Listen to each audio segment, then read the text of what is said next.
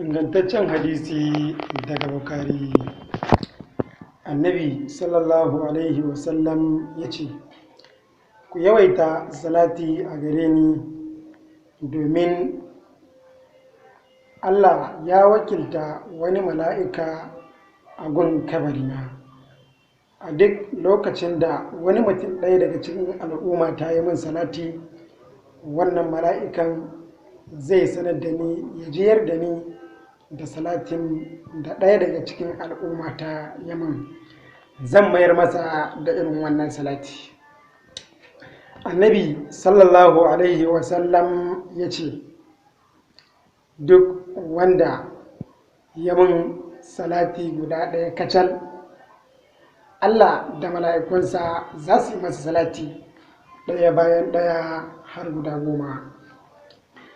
Annabi sallallahu alaihi wasallam ya ce, duk wanda ya min salati guda 10, Allah da mala'ikunsa za su yi masa salati guda 100. Duk wanda ya daure ya min salati guda 100, Allah da mala'ikunsa za su yi mara salati guda 1000.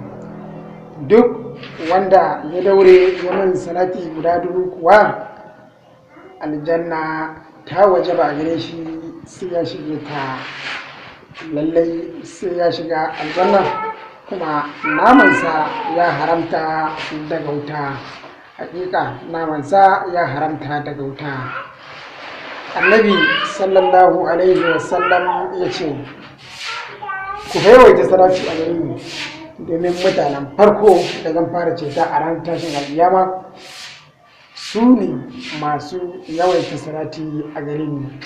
Allahumma salli ala sayyidina Muhammadin wa ala alihi salatin turjika wa turdihi wa tarda biha